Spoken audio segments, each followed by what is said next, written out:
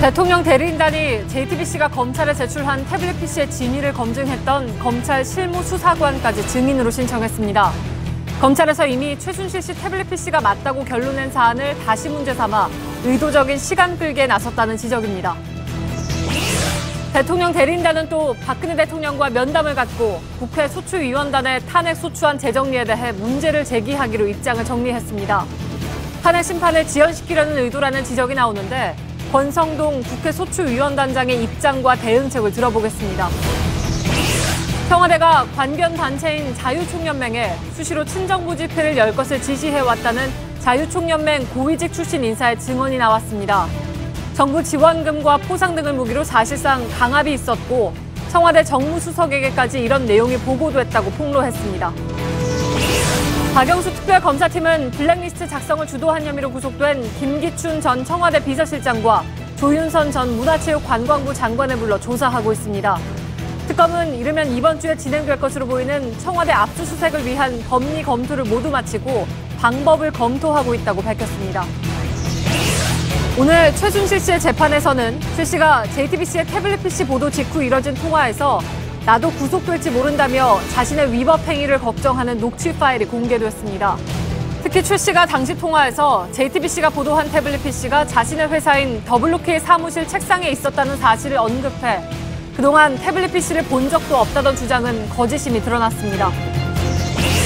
서울 노량진학원가에서 이른 새벽부터 강의실 자리를 배정받으려는 수험생들의 긴 줄이 이어집니다. 공무원 시험 준비생들의 치열한 현장을 밀착 카메라가 담아봤습니다. 에너지를 쓰던 자동차가 수소로 에너지를 만드는 시대로 현대자동차. 시청자 여러분, JTBC 뉴스룸을 시작하겠습니다. 청와대가 관변단체를 동원해서 이른바 관제 데모를 벌여왔다는 관련 증언이 나와서 파장이 커질 전망입니다. 대표적인 관변단체인 자유총연맹의 전 고위 관계자가 저희 JTBC 취재진과의 인터뷰에서 폭로한 내용입니다. 이 관계자는 100억 원 가까운 정부 지원금을 쥐고 있는 청와대의 말을 거역할 수 없었다면서 각종 집회 동원에 사실상 청와대 지시가 있었다고 말했습니다. 청와대가 돈을 미끼 삼아서 관제 데모를 기획해 왔다는 것입니다. 헌법 정신 유린과 맞물린 심각한 문제입니다. 이 소식은 잠시 후에 집중 보도해드리겠습니다. 또 한 가지, 요즘 이른바 태극기 집회를 이어가는 친박단체들이 지속적으로 문제 삼고 있는 태블릿 PC와 관련한 최순실 씨의 통화 녹취록이 또 나왔습니다. 증거는 이렇게 차고 넘칩니다마는 허위 사실을 담은 카톡도 차고 넘치죠. 오늘 첫 소식은 대통령 측의 탄핵 심판 추가 증인 명단과 관련된 소식입니다. 지금 대통령 측은 추가 증인을 대거 신청하면서 탄핵 심판을 지연시키려는 전략으로 일관하고 있습니다. 저희가 39명의 추가 증인 신청 명단을 입수했습니다. 헌법 위반을 심리하는 데 크게 영향을 미치지 않는 기업인들, 그리고 사건과 관련된 실무자들까지 대거 포함된 것으로 확인됐습니다. 오늘도 뉴스는 차고 넘칩니다. 먼저 임지수 기자의 단독 보도입니다. 박근혜 대통령 탄핵 심판 대리인단은 어제 39명의 증인을 추가로 신청했습니다. 그런데 JTBC가 증인 명단을 확인한 결과 이 중 28명은 국정 개입 사건과 관련해 검찰 수사를 받았습니다. 특히 28명 중 11명은 본인들이 검찰에 나가 직접 밝힌 진술 조서가 헌재에서 증거로 인정된 사람들입니다. 대부분 대기업 간부들로 이재용 삼성 부회장이나 김용환 현대차 부회장 등 검찰 조사 결과를 바탕으로 사실관계를 판단할 수 있는 경우입니다. 또 추가 증인 명단엔 진술 조서 등이 증거로 채택되진 않았지만 이미 검찰 수사 기록이 넘어온 이들도 17명입니다. 특히 여기엔 핵심 사안을 판단하는 데 관련이 없는 실무자들이 포함돼 있어 논란이 예상됩니다. 최순실 씨 땅이 있는 경기도 하남시의 체육시설 건립 검토 문건을 작성한 김모 국토부 과장이 대표적입니다. 대통령 말씀 자료를 작성했다는 방기선 전 청와대 행정관도 들어가 있습니다. 이들과 관련한 내용은 이미 당사자 진술은 물론 정호성 전 비서관이나 안종범 전 수석 등의 조사를 통해서도 인정됐는데 마치 형사재판처럼 모든 인사들을 다시 불러 묻겠다는 겁니다. 끝으로 검찰 조사를 안 거친 나머지 11명 중에서도 우병우 전 민정수석이나 김장수 전 국가안보실장처럼 국회 국정조사 청문회에서 내놓은 증언들이 증거로 이미 채택된 경우가 많습니다. 또 대통령 측은 국정 개입 사건의 스모킹 건이 됐던 태블릿 PC를 분석한 검찰의 디지털 포렌식 담당 김모 수사관도 신청한 것으로 확인됐습니다. 검찰과 특검이 이미 태블릿 PC를 인정한 가운데 이를 다시 논쟁거리로 만들어 시간을 끌겠다는 의도로 분석됩니다. JTBC 임지수입니다. 탄핵소추 의결이 이루어진 이후에 45일이 지난 시점에서 무더기로 대통령 측이 신청한 39명의 증인들을 보면 과연 증인으로 신청할 만한 사람인지, 대통령에게 불리한 증인인데도 오로지 시간을 끌기 위해서 신청한 것은 아닌지 하는 생각이 들지 않을 수가 없습니다. 취재 기자와 한 걸음 더 들어가 보겠습니다. 백종훈 기자가 나와 있습니다. 자, 꽤 많다는 건 누차 말씀드렸고, 먼저 입수한 명단의 특징을 좀 전체적으로 한번 짚어봐야 할 것 같습니다. 예, 우선 그 검찰 수사가 이뤄졌고 그 조서가 헌재에서 증거로까지 채택된 11명이 있습니다. 최태원 SK 회장, 권호준 포스코 회장이 눈에 띄고요. 또 검찰 조서가 증거로 채택되진 않았지만 이미 수사 기록이 헌재에 넘어온 사람들이 17명이다. 더하면 28명인데 이 사람들은 헌재가 충분한 자료를 확보한 상태여서 증인으로서의 의미는 없다는 얘기가 나온 겁니다. 마지막으로 검찰 조사가 안 됐고 대통령 측이 필요하다고 말한 11명이 있습니다. 예. 자세히 보면 이미 검찰 수사를 받은 28명 중에는 대통령 측의 불리한 증인도 많이 포함이 되어 있습니다. 이걸 봐도 이게 시간 끌기다라는 그런 의심을 하지 않을 수가 없는 상황이겠죠? 예, 그렇습니다. 대표적인 게 이제 최순실 씨와 박 대통령의 요청으로 현대차에 10억 원의 납품 계약을 따낸 KD 코퍼레이션이 있죠. 그 이종욱 대표와 이에 관여한 김용환 현대차 부회장도 증인으로 들어가 있습니다. 예. 검찰 조사에서 상세한 조사를 받았고 기소까지 된 사안이기 때문에 대통령의 불리한데도 증인 신청을 한 겁니다. 송경식 CJ 회장의 경우에도 VIP의 뜻이라면서 조원동 전 경제수석의 전화를 받지 않았습니까? 그런데 이미경 부회장 퇴진 압력 전화 관심을 끌었었는데 이 사안도 조원동 전 수석이 기소까지 됐기 때문에 대통령 측이 매우 불리한데도 손 회장을 부르겠다는 겁니다. 예. 자, 말씀드린 대로 이건 어느 모로 봐도 시간 끌기용이다, 이런 의구심 지울 수가 없는 그런 상황인데, 헌법 위반 여부를 판단하는 탄핵 심판을 그러니까 형사재판으로 그 성격을 바꿔서 끌고 가겠다, 이런 목적이 엿보이기도 합니다. 또 눈에 띄는 것이 정윤회 씨 국정 개입 의혹 사건과 관련해서 청와대에 맞섰던 조응천 의원, 지금 야당 의원이지 않습니까? 네. 역시 증인 신청 명단에 들어가 있네요. 예, 조 의원은 2014년 청와대 공직기강 비서관으로 있으면서 정윤회 씨 국정 개입 사건으로 청와대와 마찰을 빚어서 수사를 받았습니다. 1, 2심에서 모두 대통령 기록물 관리법에 대한 무죄를 받았는데요. 역시 대통령에 불리한 거죠. 저희가 조 의원에게 오늘 대통령 측의 증인으로 신청된 걸 아느냐라고 전하니까 내가 나가면 명백히 불리할 텐데 왜 나를 증인으로 신청했는지 이해를 못하겠다고 했습니다. 예. 일단 다 끌어모았다, 이런 인상을 주고 있는데, 저희 JTBC가 보도한 태블릿 PC를 과학적으로 분석한 검찰의 수사관 김모 씨도 역시 증인 신청이 됐습니다. 그러니까 검찰 수사를 탄핵 심판에서 형사재판처럼 다투고 논점을 흐리려는 것, 이런 전략으로 보이는 거죠?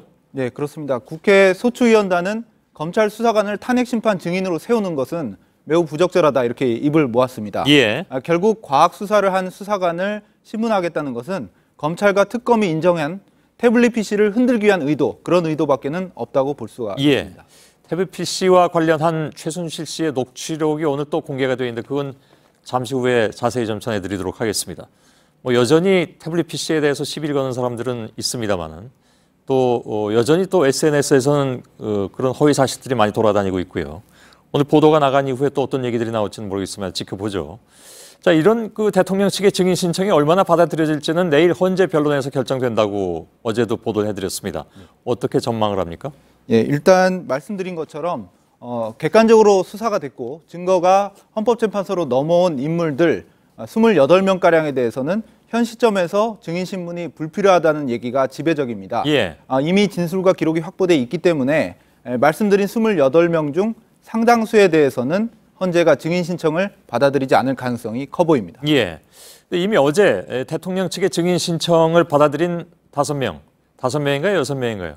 5명입니다. 5명입니까? 그 5명은 이미 채택이 됐습니다. 그건 어떻게 봐야 됩니까? 예, 5명이라고 말씀드린 건 정현식 전 K스포츠재단 사무총장을 빼서 그렇고요. 김기춘 전 실장은 현재 특검 구속수사를 받는 중이어서 현재 넘어온 기록이 없습니다. 그리고 김규현 외교안보수석, 유민봉 전 국정기획수석 뭐 이런 사람들은 증인신문의 날짜를 채택을 해서 정한 상태고요. 한마디로 현재 기록이 오지 않은 증인들만 우선 증인으로 채택한 것이고, 이런 측면에서 앞서 설명드린 28명 중 상당수는 증인으로 채택하지 않을 가능성이 높습니다. 예, 그 예상대로라면 탄핵 여부를 결정하는 시점이 그렇게 늦어지지 않을 것이다라는 예상도 충분히 가능한 것이고요. 일단 내일 좀 지켜봐야 될 것 같습니다. 백종훈 기자였습니다.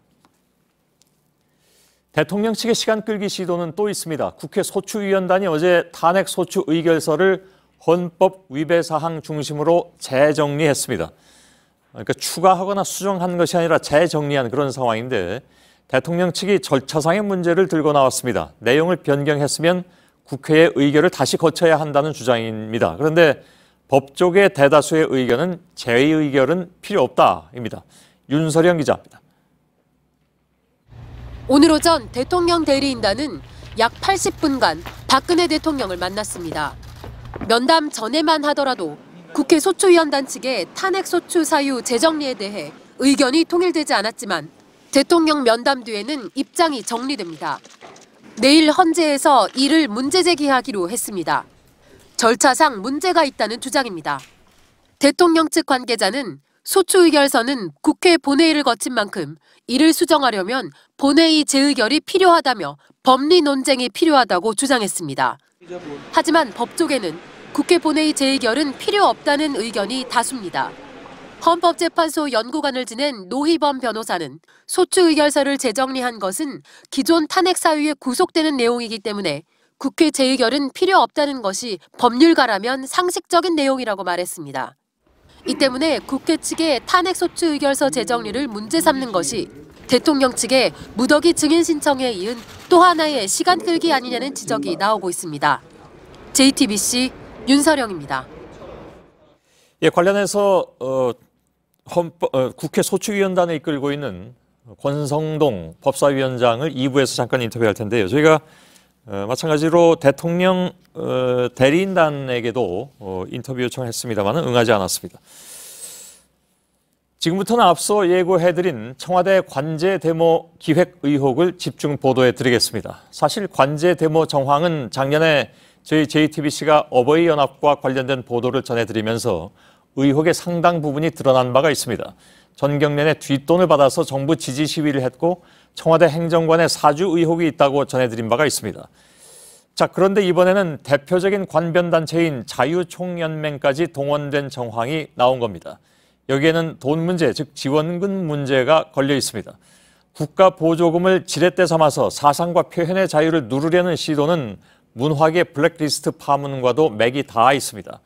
이뿐만이 아니라 지금 특검은 김기춘 전 청와대 비서실장이 정무수석실을 통해서 친정부 단체 지원을 지시한 혐의를 수사 중입니다.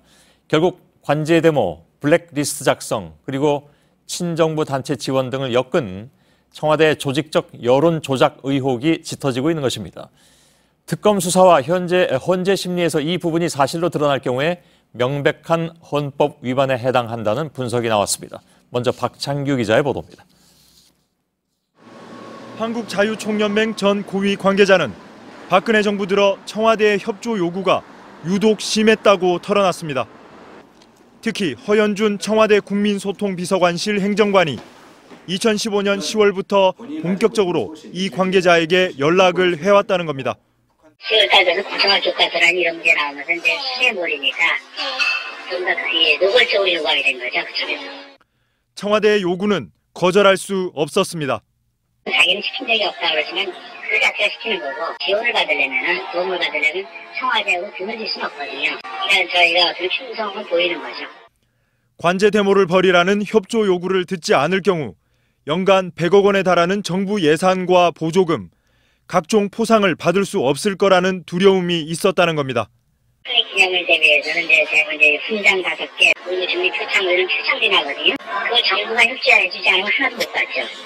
특히 요구를 들어주지 않으면 정관주 당시 정무수석실 비서관이 연락해와 현규환 정무수석 보고사항이라며 압박하기도 했다는 겁니다. 이 관계자는 허 행정관과 나눈 문자 메시지를 청와대 협조 요구의 증거로 제시했습니다. 이에 대해 허 행정관은 통상적 업무 차원의 협조 요청일 뿐이라고 해명했습니다. 자유총연맹 역시 외부 지시나 명령이 아니라 연맹 가치를 고려해 자발적으로 활동한 것이라고 입장을 밝혔습니다. 관련자들의 부인 속에서 관제 데모 의혹을 수사로 규명해야 한다는 목소리가 커지고 있습니다. JTBC 박창규입니다. 허현준 청와대 행정관과 자유총연맹 관계자는 2015년 10월부터 12월까지 연락을 주고받았습니다.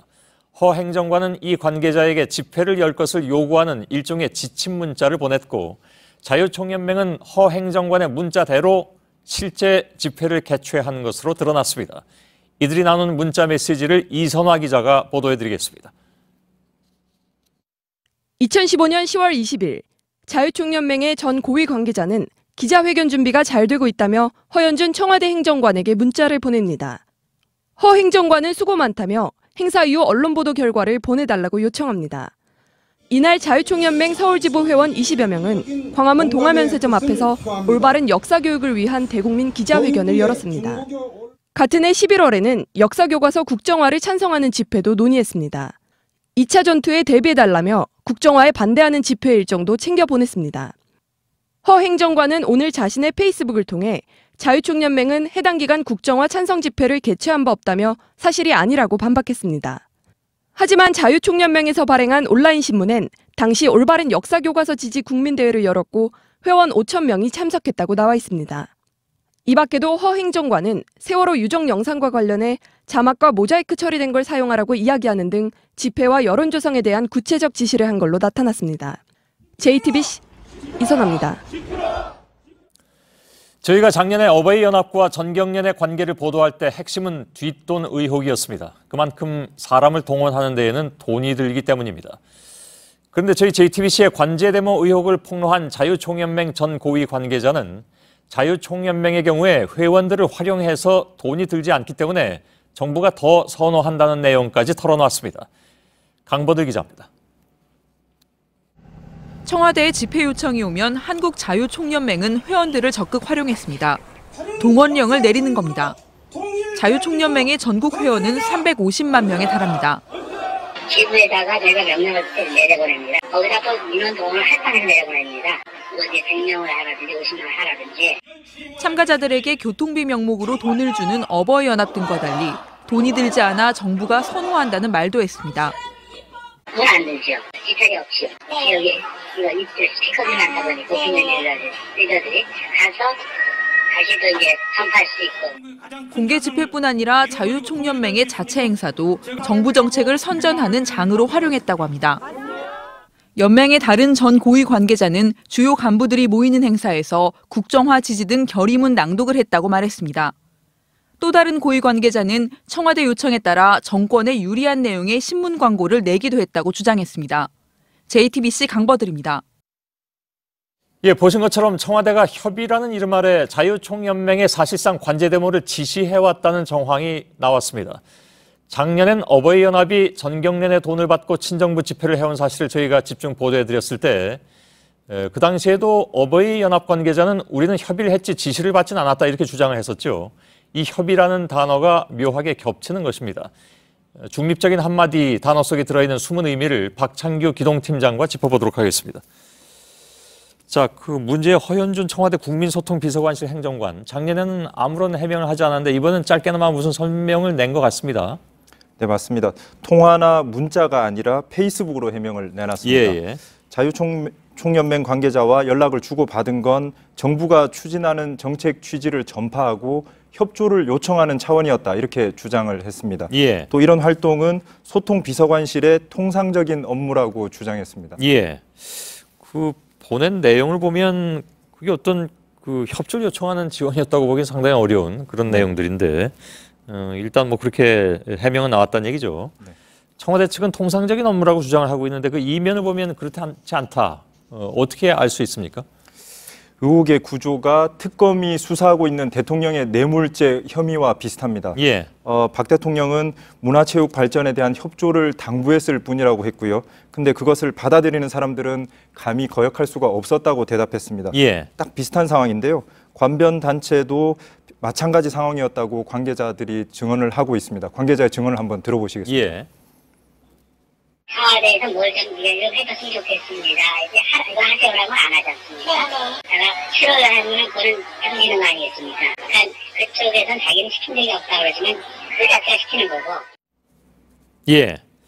자, 이거 좀 우문 같긴 한데 청와대하고 등을 지면 뭐가 손해길래 이렇게 어쩔 수 없이 따라야 된다는 얘기인가요? 네, 결국은 사실 돈과 명예의 문제입니다. 예. 그 자본주의 사회에서 사실 돈과 명예가 모든 것이라고도 할 수 있을 텐데요. 자유총연맹이 정부에서 받는 예산이 100억 원 가까이 됩니다. 예. 이걸 깎게 되면 조직 운영이 힘들어지게 되고요. 또 대통령과 1년에 한 번 식사를 한다든지 그리고 훈장을 받는다든지 이런 게 중단되게 됩니다. 예. 이런 예산과 훈장 등이 있어야 지역사회에서는 조직을 유지할 수 있는 버팀목이 됩니다. 그래야 회원을 유지할 수 있고 이런 게 담보되지 않으면 결국은 조직 전체가 무너질 수도 있습니다. 예. 그럴 가능성을 늘 염두에 두지 않을 수가 없었다. 이렇게 해석하는 게 더 이제 정확한 거겠죠. 네, 그런 위협감을 느꼈다라고 예. 증언하고 있습니다. 그럼 실제로 집회와 관련된 협의는 얼마나 자주 있었던 것인가? 그럼 협의라고 하진 않았습니다만 실질적인 지시였다 이렇게 얘기하고 있는데 네. 앞서 리포트 보면 국정화 교과서 문제에 대한 내용만 보였는데 다른 것도 또 있습니까? 네, 아무래도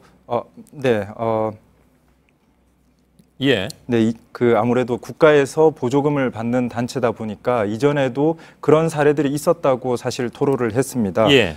근데 이번 박근혜 정부 들어서는 국정화 교과서뿐만 아니라 이슈가 생길 때마다 그리고 그럴 때마다 매우 노골적인 요구가 반복됐다는 게 자유총연맹 관계자의 증언입니다. 예. 즉 국정화 교과서만이 아니라 다른 집회에 대해서도 계속 요구를 해왔다 이런 얘기인데요. 한번 증언을 들어보시겠습니다. 예.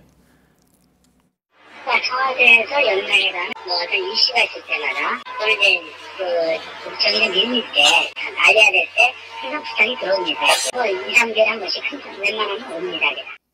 예. 그 어버이연합 얘기를 자꾸 하게 됩니다만 전경련에게 억대 돈을 받았다라는 의혹이 이미 저희들 보도에 의해서 불거진 바가 있는데 그렇다면 자유총연맹에는 그런 돈이 간 건 없습니까? 일단 없다고 얘기를 하고 있는데요. 설득력이 있어 보입니다. 직접 돈을 줄 필요가 없기 때문에 어버이연합 같은 단체보다 자유총연맹을 더 선호했다 이런 얘기까지 나왔습니다. 예. 실제로 돈이 오가면 어버이연합처럼 탈이 날 가능성이 있고요. 그런데 자유총연맹은 그럴 염려가 없다는 겁니다. 예. 실제로 자유총연맹의 경우에 2010년과 2011년 사이에 정경련에서 7억 넘는 후원금을 받은 게 알려진 적이 있는데요. 그래서 논란이 많이 됐었습니다. 예. 그런 뒤에는 직접 돈을 주고 받는 게 정부는 물론 연맹에서도 피하게 됐다는 게 관계자들의 설명입니다. 청와대가 결국 관제 대모의 문제점은 충분히 인지하고 있었고 그래서 돈 논란이 적은 자유총연맹을 동원한 게 아니냐 이런 의혹이 제기되는 대목입니다. 그러나 보조금 100억 원으로 덜미를 잡고 있기 때문에 네. 자유총연맹으로서는 말을 듣지 않으면 그것이 혹시 깎이지 않을까 하는 위협감 이런 것은 느끼고 있었고 그것이 이런 구조를 만들어냈다. 이런 얘기가 되겠죠. 이분의 주장은. 알겠습니다. 박창규 기자였습니다. 이와 같은 관제대모 의혹과 관련해서 가장 윗선에서 지시한 인물은 과연 누구인가? 청와대 행정관 한 명이 주도했다고는 보기가 어렵습니다. 특검이 이와 관련한 의미 있는 단서를 포착해서 수사 중입니다. 김기춘 전 비서실장이 친정부 단체에 돈을 지원해서 세력을 키우려 했던 정황을 확보한 겁니다. 김필준 기자의 보도입니다. 박영수 특별검사팀은 김기춘 전 청와대 비서실장이 정무수석실을 통해 친정부 단체의 재정을 지원하려 한 정황을 포착했습니다. 2013년 말에서 2014년 초 김기춘 전 실장이 우파 시민단체 5곳을 지원하라는 지침을 박준우 당시 정무수석에 내렸다는 정무수석실 근무 직원의 진술을 확보한 겁니다. 그리고 해당 지침은 이승철 정경련 부회장에게 전달됐습니다. 이승철 부회장은 예산 지원에 난색을 표하다 이들 단체가 요구하는 예산의 절반가량만 전경련에서 지원하는 선에서 합의했다고 합니다. 특히 해당 내용은 박준우 정무수석 후임으로 왔던 조윤선 전 수석에게도 보고가 된 것으로 알려졌습니다. 특검은 청와대가 문학의 블랙리스트뿐만 아니라 친정부 성향의 단체를 적극 양성하려 했다고 보고 수사를 확대하고 있습니다. JTBC 김필주입니다. 예, 지금 보신 이른바 관제 데모에서 블랙리스트까지 7, 80년대 독재 정권 시절에나 있을 법한 일들이 박근혜 정부에서 버젓이 일어나고 있었다. 이런 폭로 주장들입니다. 이걸 주도한 것이 바로 청와대 정무수석실로 나타나고 있습니다. 공작정치 의혹에 계속 등장하는 박근혜 정부 정무수석실이 어떤 곳인가? 한 걸음 더 들어가 보겠습니다. 남궁욱 기자가 나와 있습니다. 정무수석실의 업무, 대략은 많은 분들이 알고 있지만 모르는 게 있는 것 같기도 하고 뭡니까? 일단 사전적인 의미는 정치나 국가 행정에 관련된 업무입니다. 그렇지만 저 자세히 말씀을 드리려면 아마 청와대 조직도를 보는 게 이해가 빠르실 텐데요. 예. 청와대 조직도를 보면 국회나 정당을 담당하는 정무비서관, 그리고 행자부를 담당하는 행정자치비서관, 그리고 또 행자부 산하죠. 경찰청을 담당하는 치안비서관, 이렇게가 모두 정무수석 산하인 걸 확인할 수 있습니다. 예. 저기 세 번째 국민소통. 예, 그렇습니다. 이건 이제 국민과 소통하는 곳이라는 팀인데 왜 이런 의혹을 받을까요? 그렇습니다.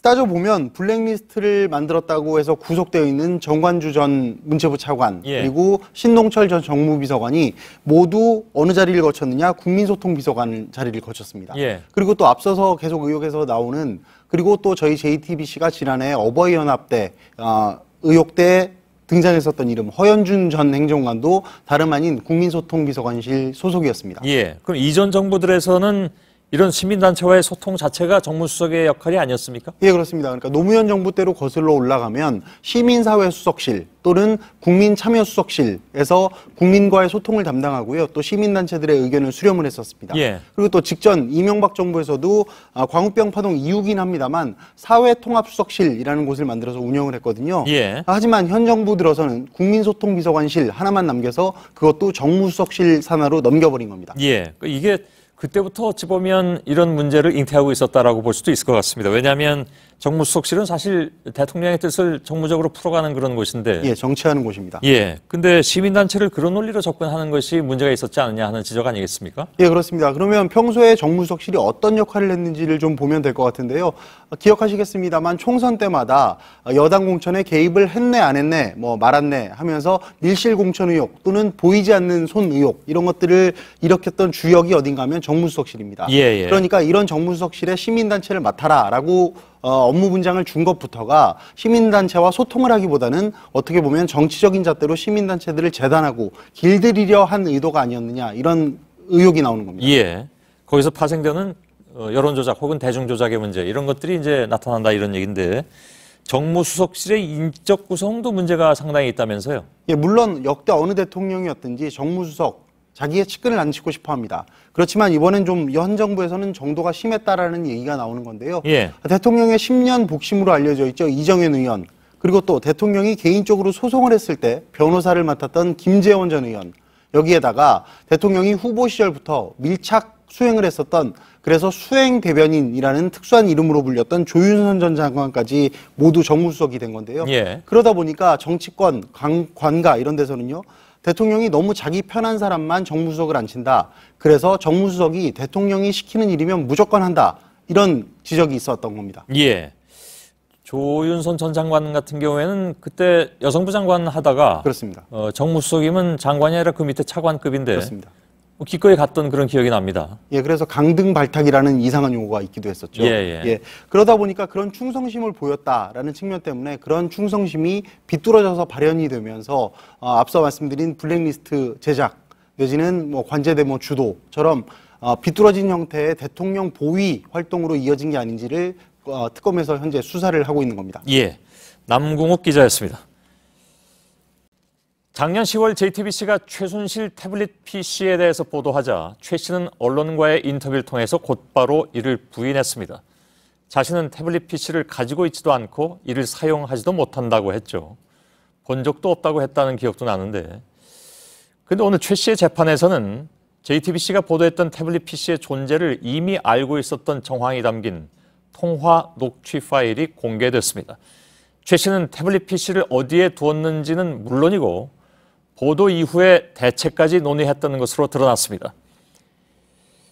지금 태블릿 PC에 대한 여러 가지 문제 제기가 일부에서 여전히 지속되고 있는데 보도 좀 자세히 보시길 바라겠습니다. 심수미 기자입니다. 최순실 씨 사무실에 있던 PC에 저장된 파일들입니다. 최순실 파일의 존재를 알렸던 JTBC 보도 직후인 지난해 10월 27일. 당시 유럽에 있던 최순실 씨는 노승일 K스포츠재단 부장과 전화로 대책을 논의했습니다. 최 씨는 태블릿을 블루K 사무실에 놔뒀었잖아. 그 책상이 남아있잖아 라고 말했습니다. 당시 JTBC 보도에서는 태블릿 PC를 발견했던 더 블루K 사무실의 존재를 알리지 않았습니다. 그런데 태블릿 PC의 발견 장소를 정확하게 알고 있었던 겁니다. 최 씨는 또 우리 쓰레기를 가져다 놓고 이슈 작업하는 것 같다고도 합니다. 태블릿 PC를 비롯해 언론이 보도하는 각종 서류 등을 우리 쓰레기라는 표현으로 한때 자신이 사용한 사실을 스스로 인정한 겁니다. 최 씨는 당시 통화에서 검찰 수사에 대한 우려도 나타냈습니다. 어떻게 하면 좋아? 뭐라고 얘기를 해야 하나? 우리 이제 어떤 법 적용받는 거야? 라고 묻고 정신 바짝 차리라고 하고 나도 검찰 구속될지 몰라라고 말했습니다. 지난해 국정조사 청문회에서도 최 씨 통화 파일 일부가 공개됐습니다. 걔네들이 이게 완전히 그 조작품이고 얘네들이 이거를 이거 훔쳐가지고 이렇게 했다는 걸 물어야 되고. 거짓으로 일관됐던 최 씨의 지시는 태블릿 PC 조작설 등으로 시행됐습니다. JTBC 심수미입니다.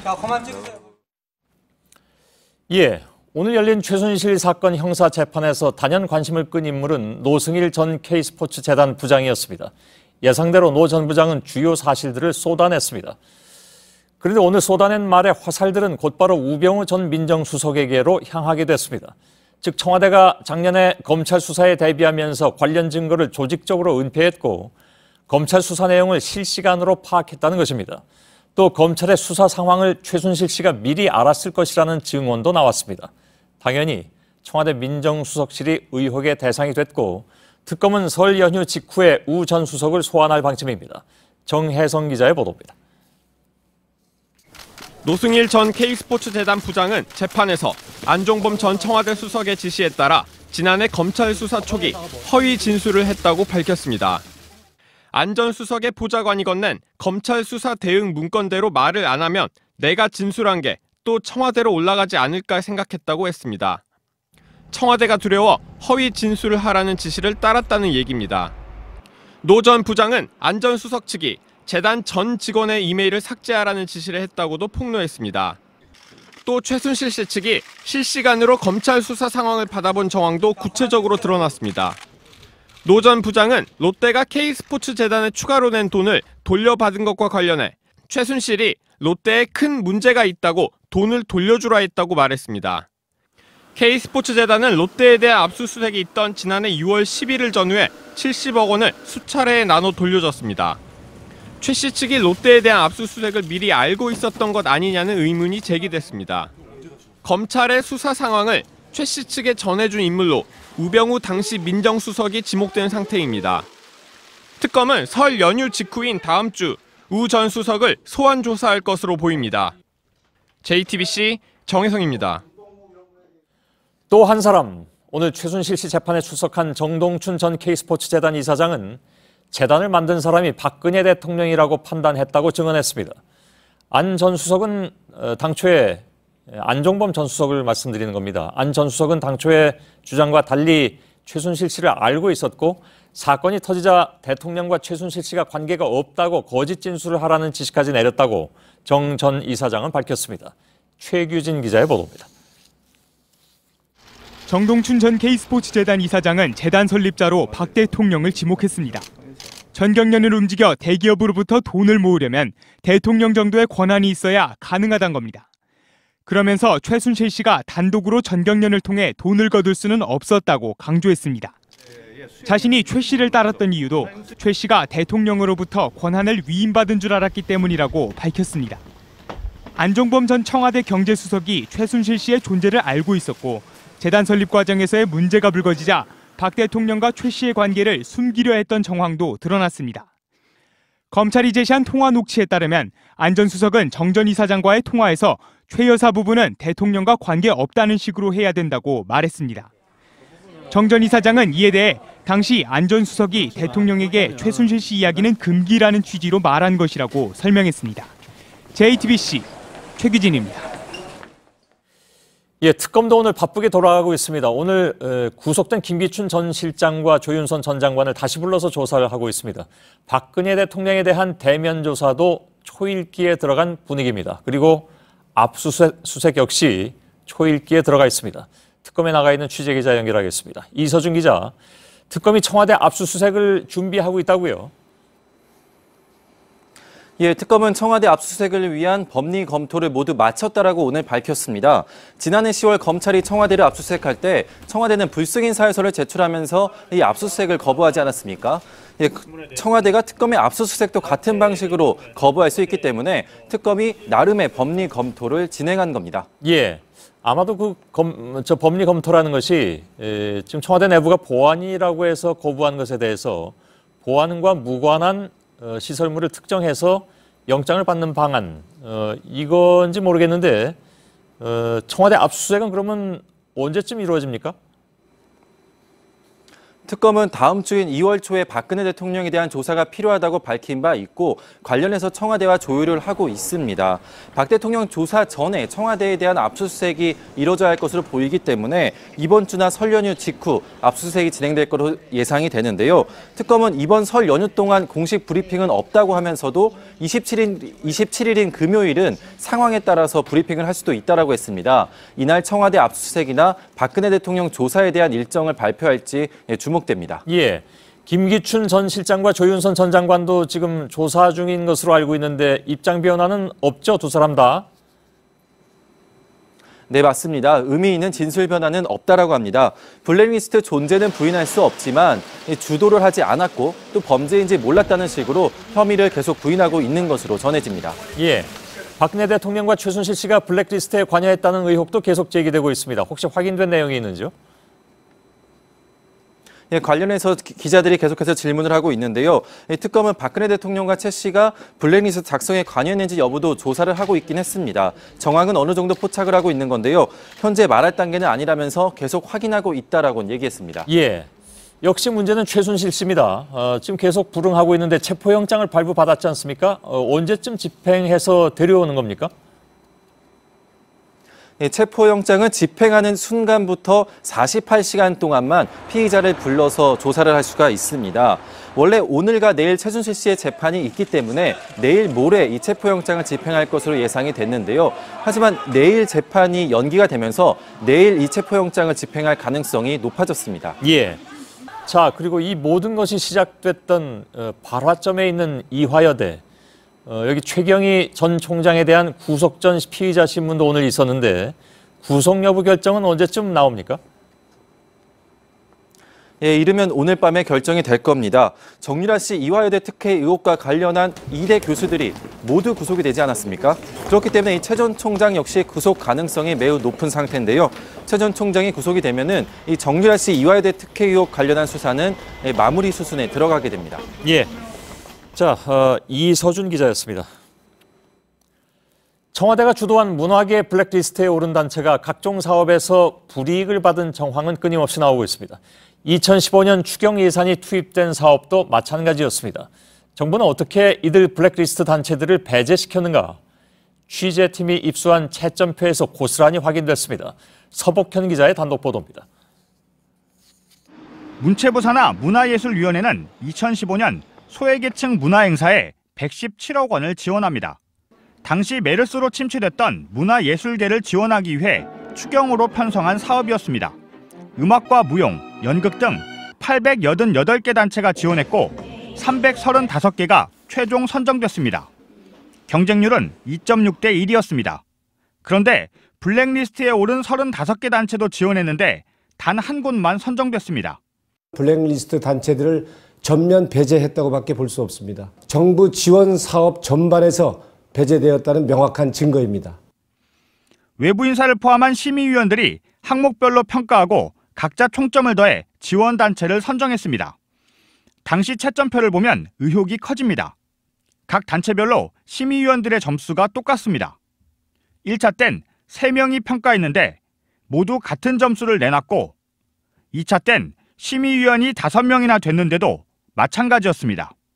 한 블랙리스트 단체는 1차 때 98점이 나왔지만 2차 땐 심의위원 전부가 똑같이 87점을 줘 탈락했습니다. 평가 땐 문화예술위 직원들도 함께 있었습니다. 지원할 단체와 탈락시킬 곳을 미리 정해놓았던 게 아니냐는 의혹이 하나둘 사실로 드러나고 있습니다. JTBC 서복현입니다. 블랙리스트에 오른 연극인들이 광화문 광장에 검은 천막극장을 세웠다는 소식 얼마 전에 전해드렸죠. 어제 이곳에서 세월호 참사로 아이들을 잃은 엄마들이 직접 연극 무대에 올랐습니다. 신진 기자입니다. 광화문 천막극장에 관객들이 빼곡히 들어찼습니다. 그리고 비정규직 가족의 애환을 그린 연극 무대에 막이 올랐습니다. 주인공은 세월호 참사를 당한 단원고 학생들의 엄마 8명입니다. 10년 만에 얻은 소중한 아들을 참사로 잃은 김명임 씨.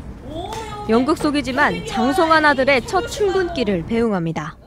아이가 없는 상황에서 그 엄마 역할을 하는 거하고 할 때마다 눈물이 나고 할 때마다 슬퍼요. 아마 우리 아이가 보면은 조금 질투할 수도 있을 것 같아요. 넥타이를 메고 출근을 하고 사라진 아들의 미래를 직접 연기하는 김춘자 씨도 마찬가지입니다. 그 씬 할 때마다 아들이 그립고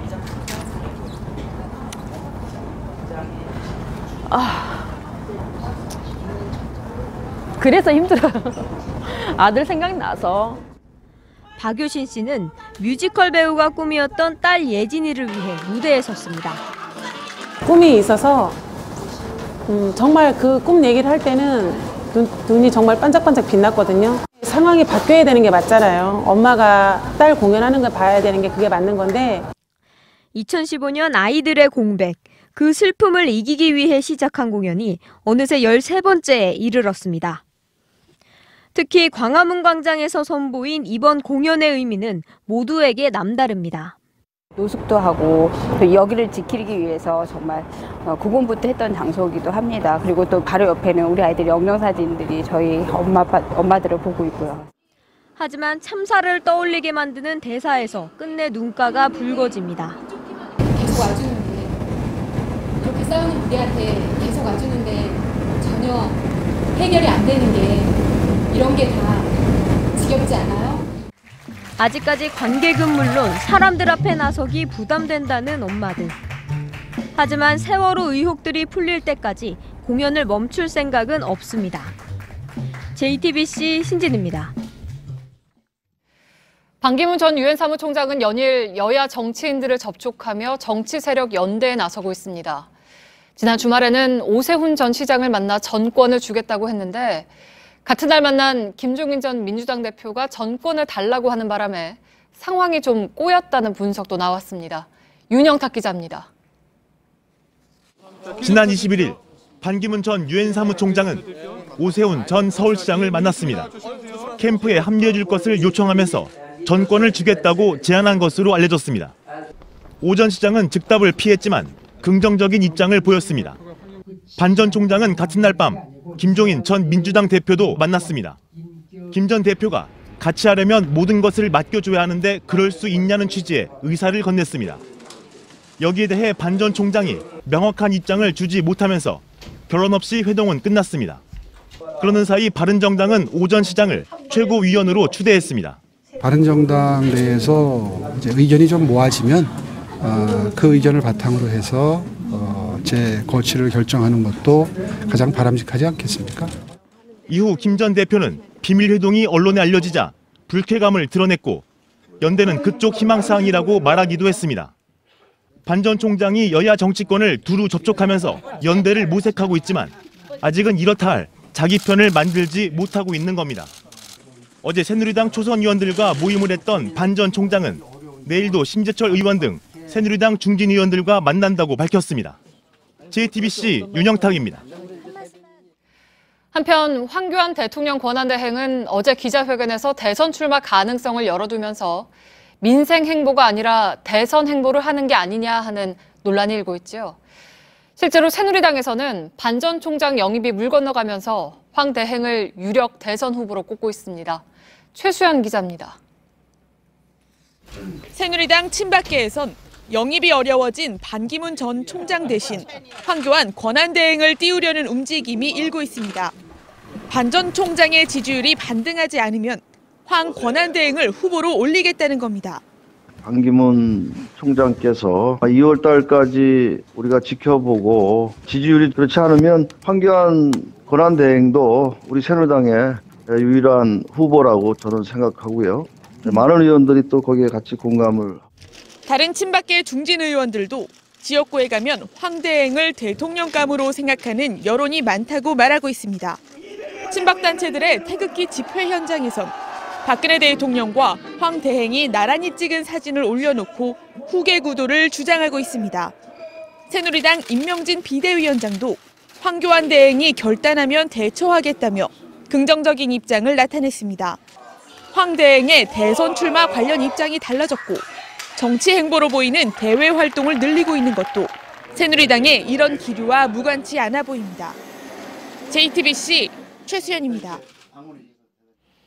국정교과서에 대해 외부의 의견을 개진하면 저작권법에 위배된다.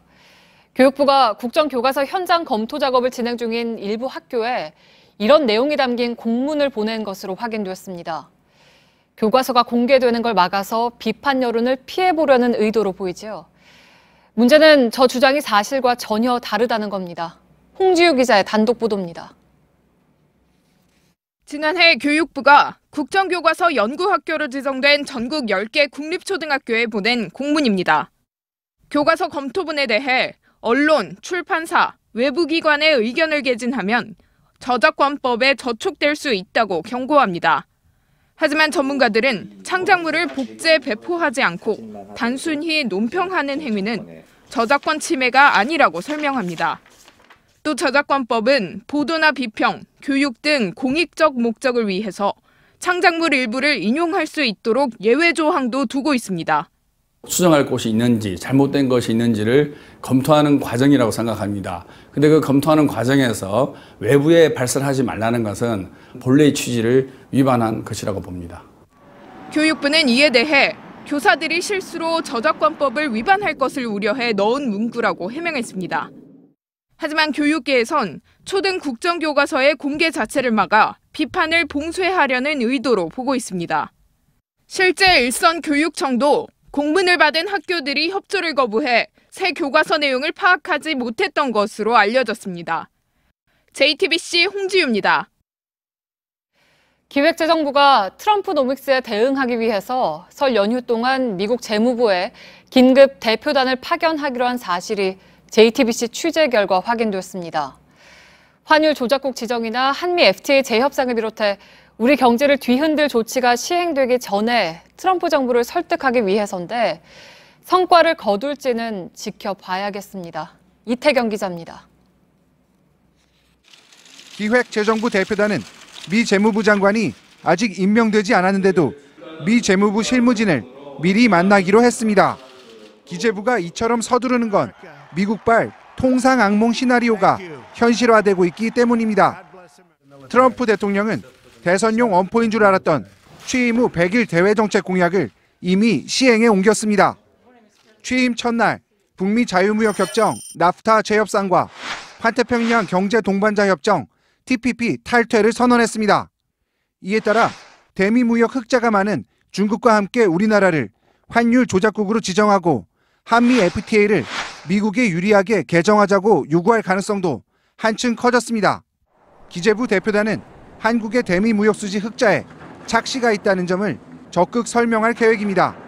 실제로 한국은 대미 상품 수출에서 흑자를 거두고 있지만 운송여행 등 서비스 수지는 여전히 적자입니다.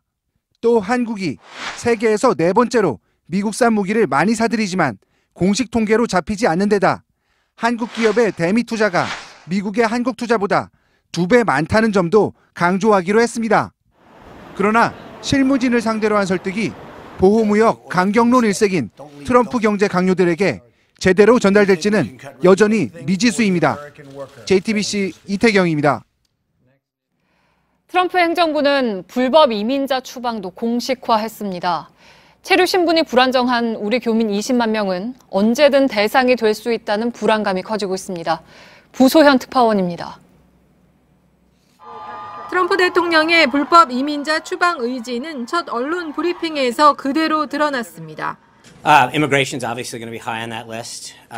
Tax reform, regulatory reform, it's 3 and 4.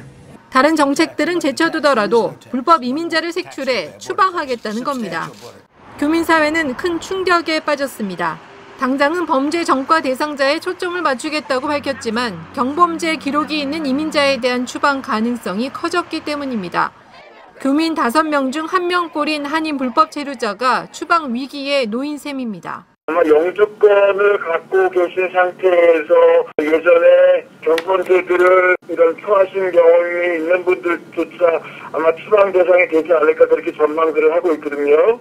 오바마 행정부가 실시해온 불법 체류 청소년 추방 유예 프로그램은 당분간 유지될 것으로 보입니다. 하지만 이마저도 서류 조건 등이 까다로워질 수 있다는 우려가 나옵니다. 불법 체류자 추방과 함께 비자 발급 심사도 훨씬 더 까다로워질 것으로 예상돼 이민 문호는 갈수록 좁아질 전망입니다. 로스앤젤레스에서 JTBC 부소연입니다.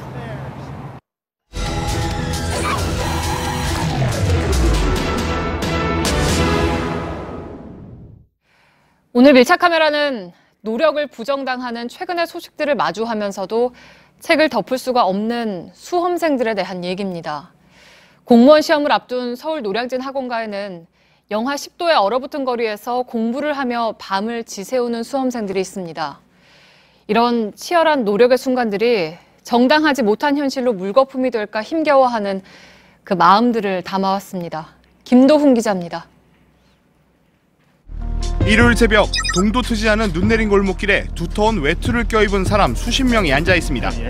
매트를 여러 겹 깔고 상자를 책상 삼아 공부를 하고 있습니다.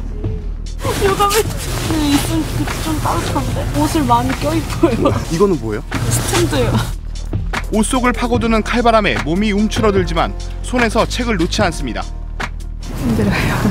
제가 하고 싶어서 하는 거니까 간절합니다. 공무원 시험 준비생들이 매주 일요일 새벽잠을 포기한 이유는 강의실 명당 자리를 잡기 위해서입니다. 따로 선호하시는 자리가 있어요? 두 번째 줄 선생님 얼굴도 잘 보이고 선생님하고 대화하는 것 같아서 수업할 때도 집중도도 좋고. 지금 시간이 새벽 4시를 훌쩍 넘긴 시간인데요. 보시는 것처럼 학원 앞에는 강의실 앞자리를 배정받으려는 학생 60여 명이 길게 앉아 있습니다. 바닥을 보시면 이렇게 무릎 담요나 스티로폼 깔개를 준비해 온 분도 있고요. 이쪽을 보시면 돗자리를 이불 삼아서 덮고 계신 분들도 있습니다. 아무래도 영하 10도에 가까운 한파를 막아내기엔 역부족입니다. 시간이 갈수록 줄은 점점 더 늘어나 학원 앞은 150명에 가까운 수험생들로 북적댑니다. 드디어 건물 입구가 열리고 차례대로 강의실 좌석 배치표에 원하는 자리를 골라 이름을 써넣습니다. 밤새워 기다렸던 자리 배치는 30여 분 만에 끝났습니다. 원하는 자리 배정됐어요? 99번이 배정됐는데 TV랑 칠판이랑 같이 보이는 자리인데 마음 놓고 일주일 동안 또 공부할 수 있을 것 같아서 다행인 것 같습니다. 밤새 얼었던 몸을 녹일 틈도 없이 자습실로 향합니다. 바깥에서 줄 서다가 이제 자리 잡고 지금 이제 공부하러 온 거예요. 약 500명 정도 들어가는 대형 각인실입니다. 이 교단 앞쪽을 보시면 약 한 100여 개 책상 정도는 이렇게 번호표가 붙어 있는 모습을 볼 수가 있는데요. 이 고정 자리를 확보하지 못하면 사실상 이 벽이나 기둥 뒤에서 TV 화면을 통해서 수업을 받아야 합니다.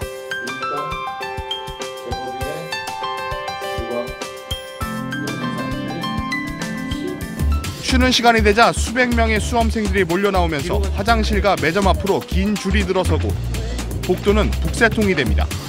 점심 식사는 3-4천 원에 해결할 수 있는 컵밥이나 저렴한 고시 식당을 즐겨 찾습니다. 1위는 가격. 쓰는 거를 최대한 줄이기 위해서 맛보다는 가격을. 혼자 밥을 먹으면서도 커피를 기다릴 때도 손에서 책을 놓지 않습니다. 치열한 경쟁에서 오는 긴장과 압박감으로 약국을 찾는 수험생들도 많습니다. 하루 종일 앉아 있으니까 아무래도 소화불량이 제일 많고 그리고 또 스트레스 많이 받아서 두통약 많이 찾습니다. 두 달 앞으로 다가온 경찰 공무원 시험을 앞둔 수험생의 새해 소원은 뭘까? 비선 실세 최준실 씨의 딸 정유라 같은 사례가 더는 나오지 않는 세상이었습니다. 설마 했던 일들이 막 진짜 벌어지고 있잖아요. 영화보다 더 신기한 대한민국 전체가 다 그냥 정정당당하게 실력으로 보답받을 수 있는 그런 사회가 됐으면 좋겠습니다. 미래를 위해 새벽잠을 포기한 수험생들을 힘들게 하는 건 영하 10도의 매서운 한파가 아닙니다. 노력을 실력으로 정정당당하게 평가받을 수 없다는 의심을 피하기 힘든 현실입니다. 1차 카메라 김도훈입니다.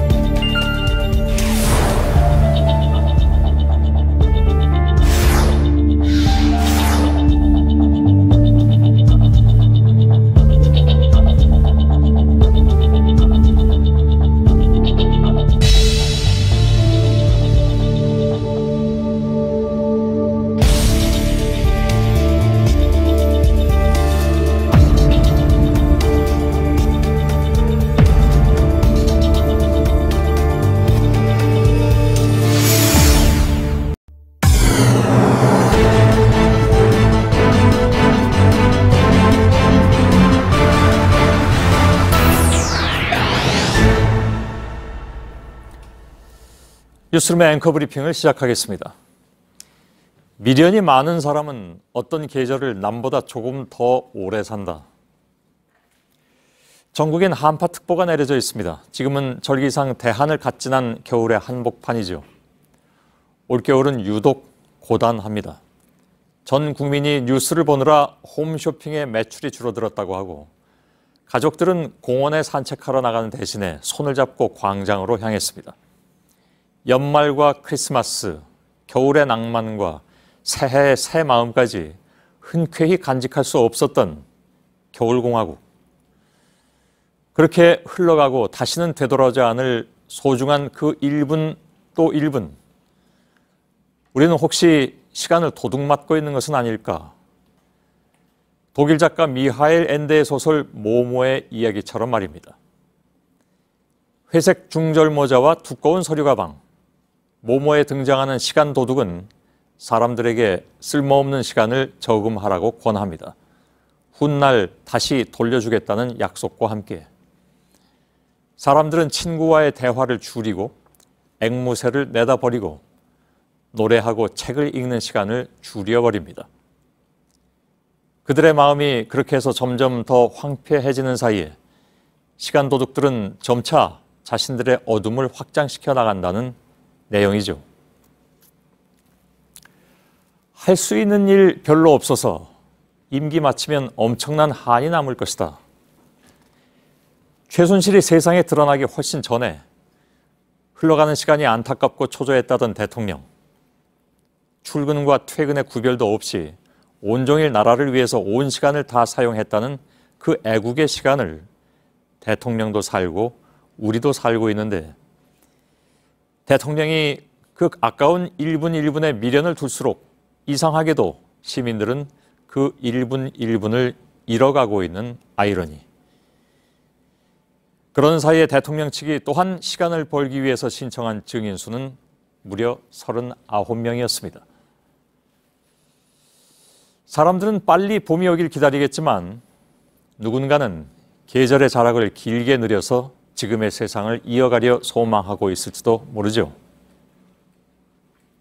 미련이 많은 사람은 어떤 계절을 남보다 조금 더 오래 산다. 그리고 회색 중절모를 쓴 사람은 우리의 쓸모없는, 아니 사실은 너무나 소중한 시간들을 빼앗아서 그 서류 가방에 넣고 있습니다. 오늘의 앵커 브리핑이었습니다.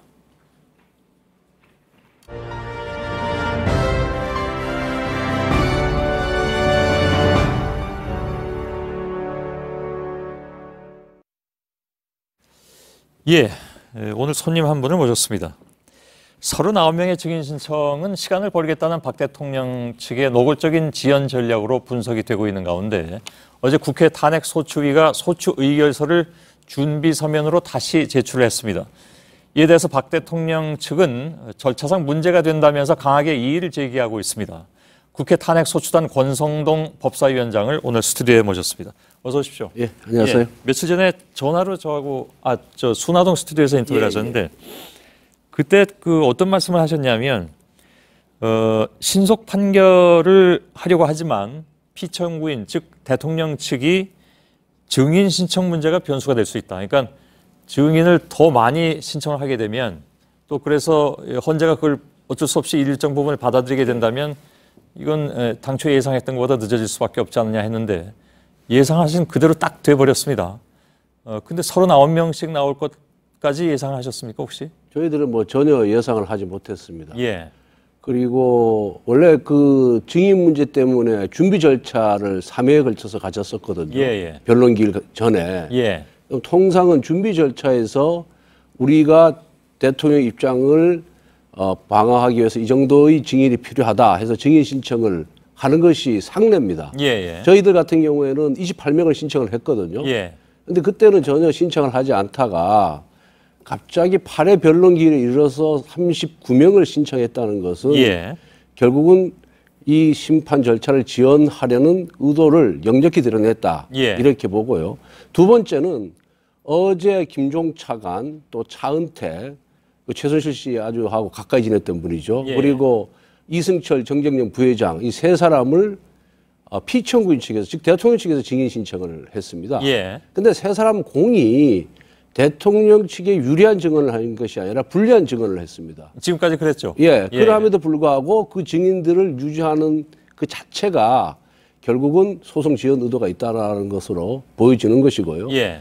또 39명의 증인 중에 사실 이 탄핵 소추 사유에 무관한 사람들도 굉장히 많고 또 대체적으로 대통령과 가까운 분들이 많이 있습니다. 그 뭐 밑에서 수석을 했거나 현 수석도 들어가 있잖아요. 예, 안보실장을 했거나 이런 분들은 진술서를 써서 제출하면 우리가 다 증거를 하면 동의해 주겠다라고까지 제안을 했음에도 불구하고 이 증인으로 유지하는 것을 보면서 이 피청구인 즉 대통령 측 대리인단들이 다른 의도를 갖고 있는 것이 아닌가 하는 저희들은 의심을 할 수밖에 없습니다. 예. 그러면 헌재에서 내일 이제 결정을 하겠다고 했습니다. 이미 5명은 받아들인 상태고요. 예. 다른 나머지 사람들에 대해서 내일 이제 결정을 하겠다고 하는데 혹시 예상되는 바는 있습니까? 글쎄 저희들이 뭐 아무리 검토를 해봐도 탄핵 소추 사유와 직접적으로 관련 있는 분들은 이미 다 나와서 이게 증언을 했습니다. 예. 지금까지 진행 상황을 좀 말씀드리면은 청구인과 피청구인 양쪽에서 신청한 증인들이 8명이 채택이 됐고요. 그리고 우리 쪽에서 청구인 측에서 그 신청한 증인이 5명이 채택이 됐습니다. 그리고 대통령 측에서 신청한 증인이 10명이 채택이 됐거든요. 오히려 저희들보다도 2배나 많은 숫자가 증인으로 채택이 됐기 때문에 이제 더 이상 소추 사유와 직접적 관련이 없는 사람들을 증인으로 채택하는 것 자체가 이건 무의미하다 이렇게 보고 있습니다. 예. 실제로 헌재 쪽에서도 아니 왜 그 자신들한테 불리한 증인까지 신청을 하느냐라는 얘기까지 나왔으니까 내일 어떻게 결정이 날지는 모르겠습니다만 사실 내일 어느 정도로 채택이 더 되고 아니면 덜 되느냐에 따라서 탄핵 결정기일이 차이가 날 수밖에 없는 상황이기 때문에 그렇다면 글쎄요 이건 좀 너무 빠른 질문인지 모르겠습니다만은 물론 내일 변수가 남아 있으나 권성동 법사위원장께서는 어떻게 예상을 하십니까? 언제쯤 이게 최종 결론이 날 거라고? 지금 2월 1일, 7일까지 이 증인 채택이 이제 돼 있는데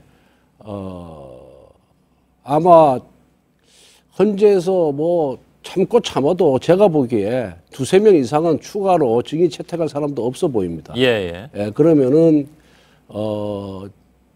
증인심은 마치고 또 최후 변론하고 그리고 한 뭐 2주나 2주 정도 시간 후에 선고가 되지 않을까 이렇게 예상을 하고 있습니다. 여전히 빠르면 2월 말 내지 3월 초라고 말씀하시는 건가요? 알겠습니다. 늦어도 3월 9일까지는 나지 않을까 이렇게 저는 예상하고 있습니다. 목요일이죠. 예. 되게 목요일에 그걸 이제 헌재에서는 결정을 하니까 알겠습니다. 어쨌든 뭐 내일 상황을 좀 봐야 되는 그런 상황인 것 같고. 또 하나는 뭐 저희도 오늘 전해드렸습니다만 소추위에서 지금 소추위를 이끌고 계신데 소추 의결서를 제출했는데 박 대통령 측에서 바로 문제를 삼았습니다. 그러니까 절차상 문제가 있다. 그러니까 수정을 했으니까 재의결 국회에서 다 모여가지고 다시 재의결을 해야 되는 것이 아니냐라는 것인데 반론을 말씀하신다면요? 저희들이 그 탄핵 소추 사유에 기재된 사실관계는 그대로 다 유지를 했습니다. 좀 더 구체적으로 말씀드리면은 결국은 대통령께서 미르라든가 K스포츠 재단 설립하기 위해서 대기업 회장들을 독대를 하고 또 출연을 이제 강요를 했고 또 재단 설립과 운영을 최순실이한테 거의 맡겼고 하는 측면하고요. 두 번째 그 최순실이 운영하는 플레이그라운드라는 광고에서의 일감을 또 몰아줬지 않습니까? 그리고 KT에 최순실이 추천하는 두 사람을 또 취직을 또 요청을 한 이런 사안이 있습니다. 즉 다시 말씀드려서 검찰에서 최순실과 안종범이 대통령하고 공무회에서 기소된 부분, 이 부분을 탄핵 소추 사유로 삼으면서 당초 국회는 이것이 뭐 강요죄가 된다. 또 직권남용죄가 된다, 뇌물수수죄가 된다, 범죄가 성립한다는 식으로 저희들 탄핵소추 사유에 적었습니다. 그런데 그 사실관계 그대로 살리면서 뒷부분 범죄 성립 여부에 대해서는 저희들이 이번에 주장을 철회를 했습니다. 왜? 범죄 성립 여부는 일반 법원에서 가릴 문제지 탄핵법정에서 가릴 사안이 아니기 때문에 형사법정에서 가리려면 가리는 것이 탄핵은 아니다. 탄핵 그러니까 그 아니다. 부분은 국회가 당초 주장할 때 잘못 주장한 것입니다. 따라서 그렇지만은 대통령이 일반 사기업에 대해서 이렇게 뭐 취직 부탁하고 또 납품업체 선정해달라고 부탁을 하고 또 돈을 출연하라고 강요한 행위가 이것이 대통령이 법적 근거를 갖고 한 행위는 아니거든요. 하지만 대통령이 일반 우월한 지위에서 상대방에게 강요하는 행위라고 그래서 이것을 권력적 사실행위라고 합니다. 이런 권력적 사실행위에 의해서 기업의 자율우사권을 침해한 겁니다. 그리고 또 재산권을 침해한 것이고 이것이 우리 헌법에서 보장하고 있는 시장경제주의를 훼손했다. 이렇게 저희들이 재정리를 한 것입니다. 좀 더 쉽게 말씀드리면은 검사가 기소를 합니다. 공소제기를 하고 난 후에 거기에 대한 어떤 사실관계를 그대로 두면서 법률 적용을 내가 잘못했다. 그러면은 법률 적용을 바꾸는 거거든요. 그 바꾸는 걸 공소장 변경이라고. 공소장 변경. 그건 많이 나오는 얘기예요. 이 공소장 변경을 할 때 그 당초에 공소 제기된 부분을 철회를 하고 다시 제기하는 것이 아니거든요. 기본적 사실관계에 바탕을 두어서 법적 평가를 달리하는 것이기 때문에 이건 아무 문제가 안 되는 겁니다. 이 사안도 마찬가지입니다. 법적 평가를 달리해서 주장을 하는 겁니다. 저희들이 법조계 쪽에 취재를 쭉 해봤더니 대다수 법조인들이 그걸 왜 재의결을 하느냐라는 의견을 이미 냈습니다. 그리고 어찌 보면 이건 상식에 속하는 문제인데 왜 그걸 재의결하라고 하느냐라는 문제 제기도 법조계에서 하고는 있습니다. 아마 뭐 그 부분이 문제가 되었다면은 헌법재판소에서 어제 저희들이 진술을 했거든요. 그 부분에 대해서 지적을 했거나 아마 다른 판단을 하리라고 봅니다. 그러면 헌법재판소에서 지금 다시 재정리해서 내신 그 의결서를 공식적으로 받아들인 겁니까? 아니면 지금 어떤 상태입니까? 뭐 공식적으로 일단 접수를 했고 그것을 수용하는지 아니하는지에 대한 아직 그 언급은 없었습니다. 그런가요? 그건 언제쯤 얘기가 나올까요? 그렇다면? 아마 문제가 있으면 저희들 주장이 법적으로 문제가 있다 그러면은 내일이라도 재판부에서 뭐 다른 얘기가 나올 겁니다.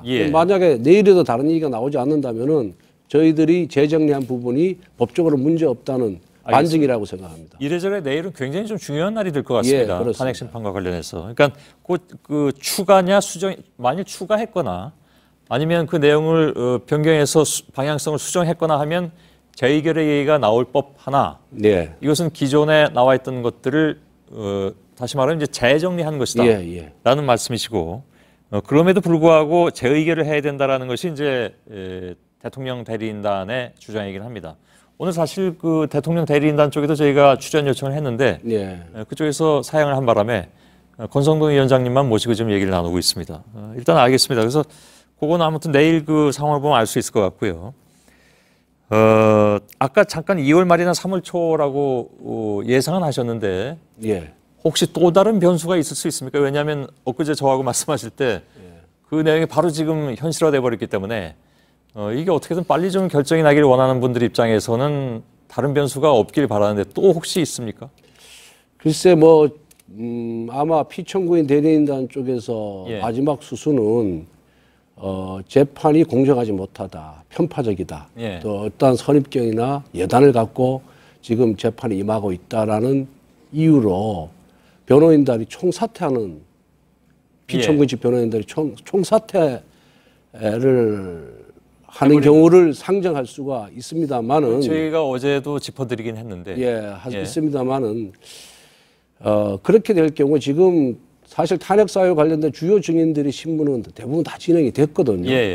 그리고 재판부가 그 피청구인 측의 그런 증인 신청에 대해서도 사실 마땅치 않아 하면서도 지금 많이 받아줬거든요. 근데 말이 수용했음에도 불구하고 그런 식으로 나가지는 않을 것이다. 저희들은 그렇게. 그건 너무 극단적인 거다. 이렇게 말씀하신다는 거죠. 알겠습니다. 지금 뭐 헌법재판관들의 임기 문제도 여러 가지로 걸려 있고 등등해서 여러 가지 빨리 하는 것이 좋겠다라는 생각들은 모두가 다 가지고 있는데 그 부분과 관련돼서 저희들이 내일 또 준비 서면을 제출해서 재판이 공정한 것도 중요하지만 신속한 것이 중요하다. 지금 국내적으로 대한민국이 굉장히 공경에 처해 있는데 그리고 나라를 운영할 뭐 정부 기구를 제대로 구성하지 못하고 있는 형편입니다. 대법원도 그렇고 검찰 인사도 못하고 있고 헌법재판관도 그렇고 그래서 이런 문제 국가적인 난제를 해결하기 위해서는 빨리 이 부분에 대해서 양당 간의 결정을 내리는 것이 중요하다는 취지로 또 준비 서면을 제출할 계획을 갖고 있습니다. 알겠습니다. 이래저래 내일은 좀 관심이 많이 가는 날이긴 할 것 같군요. 국회 탄핵소추위원단을 이끌고 있는 권성동 법사위원장이었습니다. 오늘 나와주셔서 고맙습니다. 감사합니다. 작년 10월에 JTBC의 태블릿 PC 보도 이후에 최순실 씨가 이를 은폐하려 했던 정황이 담긴 녹취 파일이 오늘 재판에서 공개됐습니다. 취재 기자와 함께 이 문제 하나씩 짚어보겠습니다. 왜냐하면 이 문제를 아무래도 중시하지 않을 수가 없는 것이 계속해서 이 문제를 가지고 문제 삼는 쪽들이 있다는 걸 여러분들께서도 잘 아시지 않습니까? 조작을 얘기하는 쪽도 있고 입수 경위도 잘 모르겠다 여기까지. 저희들은 이 문제를 그동안에 꼬박꼬박 자세히 하나하나 설명을 해드렸음에도 불구하고 여전히 이런 얘기들이 나오는 것, 그것은 아마도 정치적 이유가 있는 것이 아니냐. 다시 말해서 이것은 끝까지 부정해야만 되는 어떤 정치적 이유. 이것 이외에는 사실 해석이 안 되는 측면이 있긴 있습니다. 오늘 저희들이 이 내용을 보도해드린 다음에도 여전히 그런 얘기들은 또 나오겠습니다만 아무튼 그것과는 상관없이 나온 얘기들을 팩트 그대로 전달을 해드리겠습니다. 심수미 기자가 나와 있습니다. 지난해 국정조사 청문회에서는 해당 녹취 파일의 일부만 공개가 됐던 것으로 알고 있습니다. 오늘 전체 대화가 다 드러난 겁니까? 그렇습니다. 지난해 10월 27일 당시 독일에 있었던 최 씨가 노승일 K스포츠 부장과 나눈 대화가 처음부터 끝까지 공개가 됐는데요. 태블릿 PC 속 파일에 대한 최초 보도가 있었던 게 지난해 10월 24일이었고 당시 관련 보도가 뜨겁게 이어지고 있던 상황입니다. 최 씨의 다급한 목소리를 잠시 직접 들어보시겠습니다. 큰일 났네. 걔네들이 이게 완전히 그 조작품이고 얘네들이 이거를 이거 훔쳐가지고 이렇게 했다는 걸 몰아야 되고 이성원이도 아주 그 계획적으로 하고 돈도 요구하고 이렇게 했던 저걸로 해서 이걸 하지 않으면 분리를 안 시키면 다 죽어요. 큰일 났네. 다 죽어. 이건 뭐 요즘 패러디로 노래까지 나왔더군요. 사실 요거 지금 방금 들려드린 그 안에 팩트는 다 있습니다. 그렇죠? 다 있는데 아무튼 대화의 앞뒤 맥락이 좀 없었기 때문에 추정을 할 수밖에 없었던 상황이긴 합니다. 태블릿 PC에 대한 언급이 오늘 정확하게 나온 거죠, 그러니까? 그렇습니다. 그러니까 조금 더 들어보시겠습니다. 얘네들이 죄송합니다. 들어볼 수는 없고요. 이제 당시 오늘 법정에서 공개된 그 내용을 다시 좀 전달을 해드리면 얘네들이 우리 정권을 무너뜨리려고 하고 있기 때문에라고 말을 하고요. 또 내 태블릿이 그렇게 얘기를 해야 되는데 그걸 갖다 놓고서 JTBC랑 짜갖고 그렇게 하려고 하는 것 같아라고 말을 했습니다. 녹취록을 그대로 오늘 재판장에서 공개가 됐으나 울려 퍼졌습니다. 공개가 됐으나 저희한테 넘어온 것은 아니기 때문에 공개된 것을 저희들이 옮겨드리는 거죠. 내 태블릿 이렇게 표현을 했다는 얘기군요. 그렇습니다. 최 씨의 입으로 내 태블릿이라고 말을 했는데요. 그런데 이경재 변호사는 이에 대해서 그냥 내 태블릿이라고 반문하는 의미였다라면서 다시 한번 최 씨의 것이 아니라는 주장을 폈습니다. 예. 근데 저희 당시 보도에서는 태블릿 PC가 최 씨 사무실에 있었다는 점은 공개하지 않았었습니다. 저희의 정확한 표현은 이제 더 블루케이라는 사무실이라는 거를 공개하지 않았었습니다. 예. 네, 저희는 지난해 12월 8일 입수 경위를 정확하게 말씀드릴 때 비로소 더 블루케이라고 말씀을 드렸고요. 그렇죠. 그러니까 이 통화가 됐던 그 시점에서는 그렇습니다. 알 수가 없었다는 얘기란 그렇습니다. 말이죠. 네, 근데 네. 본인의 입으로 더 블루케이 사무실이라고 그렇습니다. 얘기하고 있다는 얘기잖아요. 그렇습니다. 예. 최 씨는 더 블루케이 사무실에 놔뒀었잖아. 그 책상이 남아있잖아라고 말을 했습니다. 예. 당시 그러니까 태블릿 PC가 어디에 어떻게 놓여져 있었는지 정확히 알고 있었던 겁니다. 예. 네. 오늘 녹취 파일에서 나온 내용 중에는 최 씨가 이런 얘기를 합니다. 거기다가 얘가 올려놨다고 얘기를 하는 것 같고 이런 말도 했는데 이건 무슨 뜻입니까? 그러니까 어떤 정치적인 목적이 있다라고 계속해서 의심을 하고 있는 겁니다. 여기에서 얘는 이 고영태 씨로 보이는데요. 예. 태블릿 태블릿 PC가 WK 사무실 책상에 놓여져 있으니까 이를 가져가라는 말을 저희 JTBC 취재진에게 고 씨가 했을 거다. 이렇게 추측을 한 걸로 해석이 좀 됩니다. 예. 누차에 거쳐 말씀드리지만 저희들은 그런 바가 없습니다. 저희들이 취재 중에 가져왔을 뿐이죠. 태블릿 PC와 관련해서 쓰레기라는 발언도 공개가 됐는데 이건 왜 이렇게 표현을 했을까요? 예, 우리 쓰레기라고 표현을 하는데요. 예, 자신들이 버리고 간 것 중에 하나. 그렇습니다. 예. 정확히 다시 좀 말씀을 드리자면 최 씨는 우리 쓰레기를 가져다 놓고 이슈 작업을 하는 것 같아라고 말을 합니다. 이 태블릿 PC를 쓰고 나서 버렸다라고 사실상 인정을 하는 걸로 좀 볼 수가 있겠습니다. 예. 지금 예. 네. 태블릿 PC에 대해서 문제 제기를 하는 부류는 크게 두 가지입니다. 예. 그러니까 조작, 아예 최 씨가 사용하지도 않은 태블릿 PC를 저희가 꾸며냈다라는 것과 그건 아무리 설명을 해도 사실 소용이 없어요. 왜냐하면 그건 정치적 목적을 가지고 하는 것으로 보여지기 때문에. 지금 최 씨가 말하는 것도 계속 정치적인 목적을 갖고 얘기를 하고 있죠. 또 하나는 절도라는 거였죠? 그렇습니다. 예. 예, 훔쳤다. 최 씨의 소유물을 훔쳤다라는 것인데 우리 쓰레기, 그러니까 쓰고 나서 버린 것이다라고 말을 했기 때문에 절도도 또 조작도 아니라는 겁니다. 예, 알겠습니다. 심수미 기자였습니다. 앞서 뉴스룸 1부에서 청와대가 자유총연맹을 상대로 이른바 관제 데모를 지시했다는 의혹을 전해드린 바가 있습니다. 하지만 자유총연맹 관계자와 연락을 주고받은 것으로 알려진 허현준 청와대 행정관은 통상적인 업무일 뿐이다 이렇게 반박하기도 했는데요. 사회부 박창규 기동팀장과 함께 과연 어떤 점을 지시로 볼 수 있는 것인지 한 걸음 더 들어가 보도록 하겠습니다. 이 문제 역시 심각하지 않을 수가 없는 것은 심각한 것은 어찌 보면 바로 헌법을 유린한 것이다. 이런 얘기들이 나올 수 있기 때문이죠. 박 기자, 허 행정관은 집회에 대한 지시를 내린 게 아니다. 이렇게 아직도 주장을 하고 있는 거죠? 네, 그렇습니다. 법적 자문도 마쳤고 자신은 잘못한 게 없다. 그러니 계속 보도하면 법적으로 대응하겠다. 이런 입장을 밝혔습니다. 예. 이런 입장에 대해서는 2015년 당시에 허 행정관이 자유총연맹 관계자에게 보낸 문자 내용을 한번 보시면서 판단해 봐도 좋을 것 같습니다. 예. 네, 문자 내용을 한번 보시면요. 좌파 단체의 친북, 반대한민국 행적 등 콘텐츠를 갖춘 2차 전투에 대비하라. 그리고 반대 진영 시위에 맞서는 준비를 미리 구상하라. 이런 얘기가 나옵니다. 예. 비판 세력을 모두 좌파, 친북, 반대한민국으로 규정한 뒤에 전투에 대비하라. 이런 내용을 과연 단순한 협의로 볼 수 있을지 의문이 드는 대목입니다. 어떻게 보면 협의라기보다는 비밀단체의 지령에 가까운 문구로도 보입니다. 그러네요.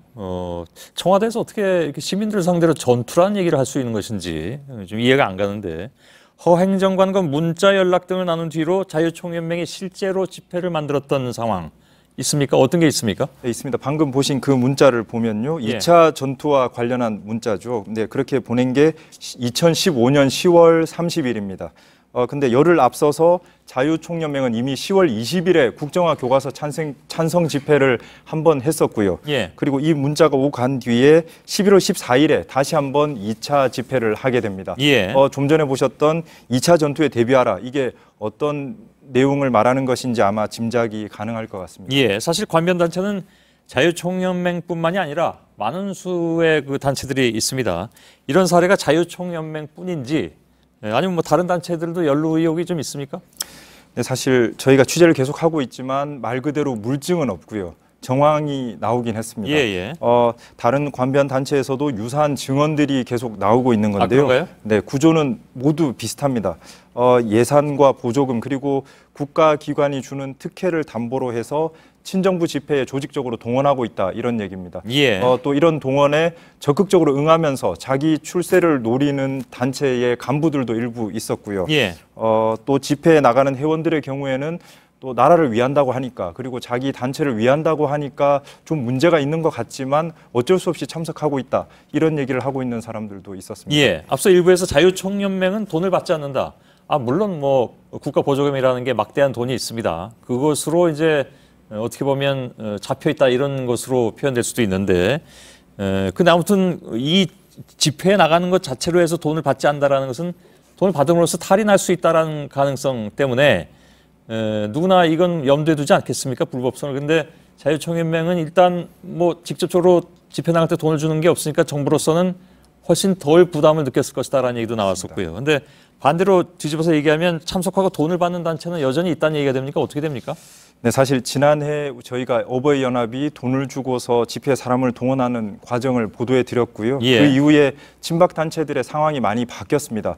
이제 집회 현장에서 돈을 직접 나눠주는 방식은 찾기가 힘들고요. 네, 그런 방식을 쓰는 단체는 없는 걸로 보입니다. 그런데 이제 돈은 집회 현장이 아닌 제3의 장소에서 주거나 아니면 여러 번 참석을 전제로 해서 5번 참석할 테니 뭐 한 번에 돈을 주겠다. 이런 식의 계약을 맺고서 집회에 나온다는 증언도 있었습니다. 또 특히 서울 안에서 사람을 모으게 되면 아무래도 탈인할 가능성이 높기 때문에 들킬 가능성이 높기 때문에 지방에서 모집책이 일정 숫자를 모은 뒤에 연락을 하면 한꺼번에 상경하는 방법을 쓴다. 이런 의혹도 제기됐습니다. 또 노인들만 모으면 동원했다는 의심을 받기가 좋기 때문에 유모차를 모는 젊은 여성은 높은 일당을 준다. 이런 증언도 나왔습니다. 네. 알겠습니다. 여기까지 듣겠습니다. 박창규 기자였습니다.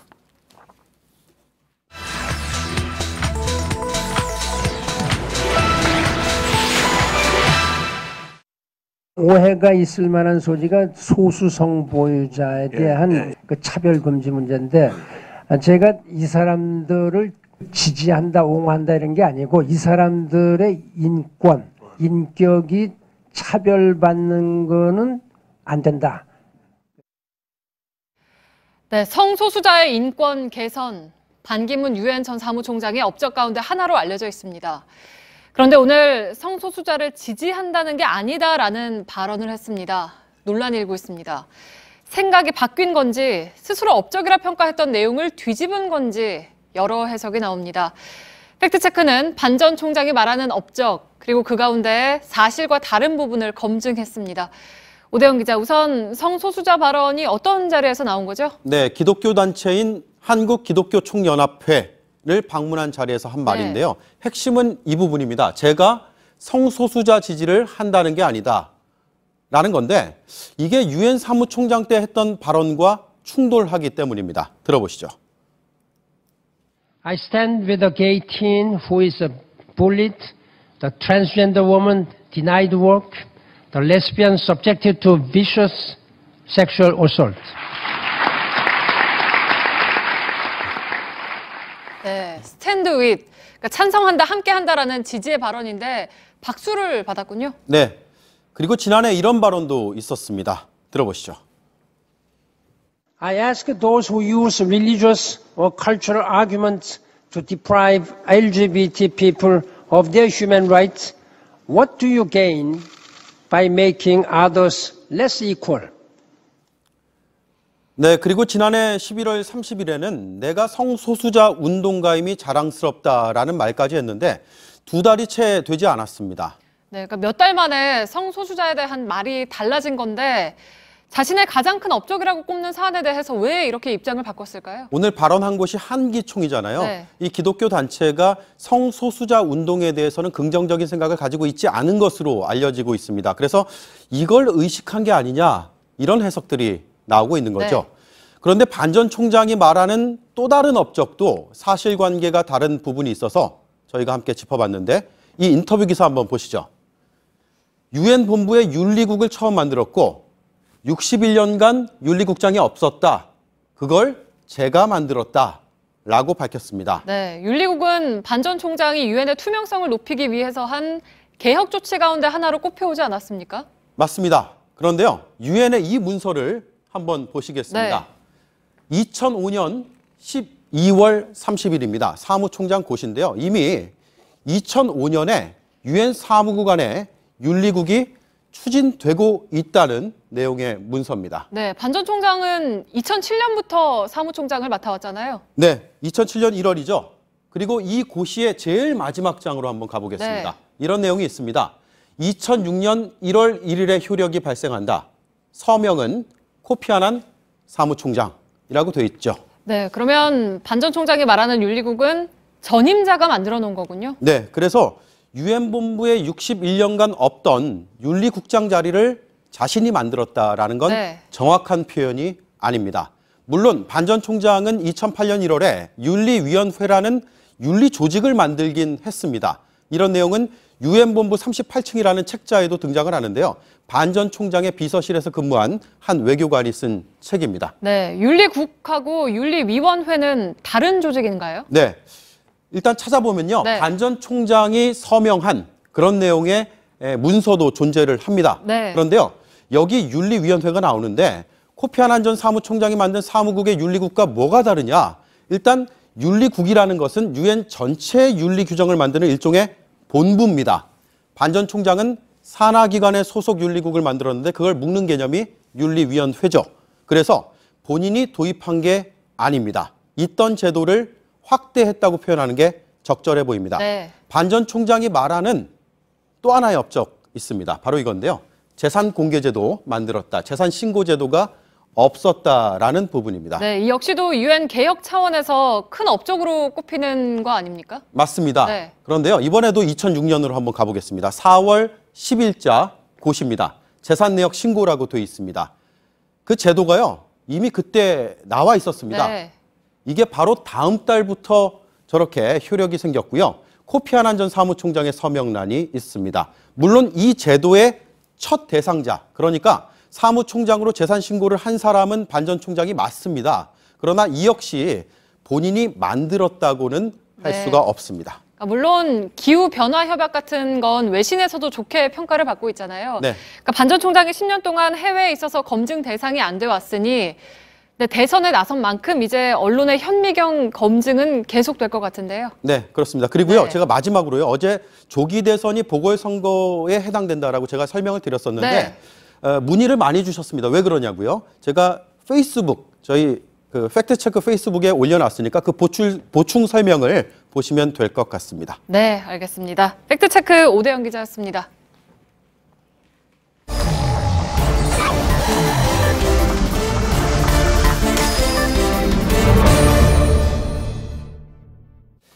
비하인드 뉴스 시작하겠습니다. 이성대 기자가 나와 있습니다.